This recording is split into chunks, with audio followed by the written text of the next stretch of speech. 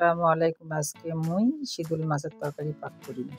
শীতল খান পুরি নিবার নেক্সম ভালো করে ধুইয়ে উল্টিয়ে পাল্টে আধা ঘন্টা পেস্টটা ধুইয়ে এখন এই যে মশলাগুলো ধুইয়ে তোমার ফ্রাই প্যান খান চুলের উপরে দিয়ে পেঁয়াজগুলো দিন তেল দিন যে এখন মশলাগুলো দিব আস্তে আস্তে যেহেতু কচুয়া শুকনো মাছ দিয়ে শীতল বানানি ওই জন্য আমার ঝাল বেশি দিতে হয় ঝাল না হলে মজা লাগবে না। দিনে আদা বাটা রসুন বাটা কাঁচামরিচ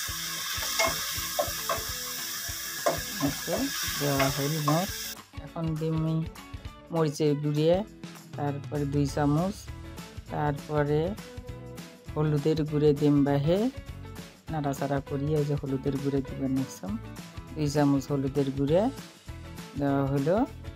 যে হলুদ কম দিলেও বেশি সমস্যা হবে না, কম দিলেও সমস্যা হবে না। দিলাম এখন জিরিয়ার গুঁড়ে 1 চামচ, ধনিয়ার গুঁড়ে দিলাম 1 চামচ।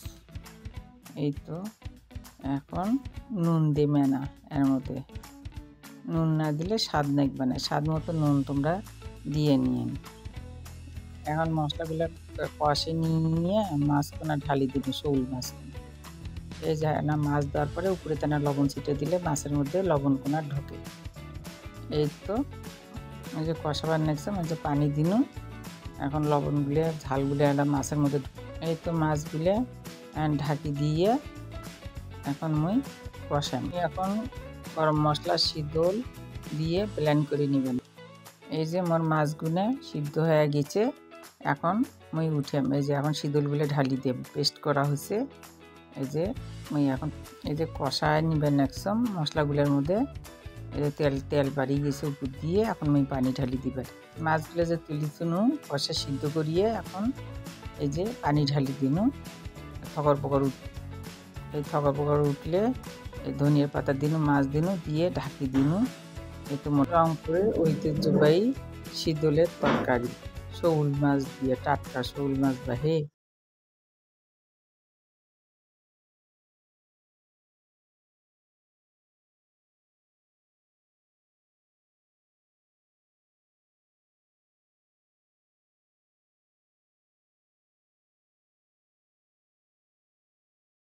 মাছগুলো তুলি থুনু, এখন ওগুলো শীতলগুলো ঢালুই দিয়ে ভালো করে কষাবার নেক্সম পানি ঢালি দিনু।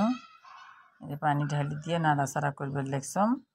এখন মোর শীতলগুলো ঢাকি দেম। এই তো কষান মোর শেষ। এখন মাছগুলো ঢালি দিনু, ধনিয়ার পাতা দিয়ে ঢাকি দিনু।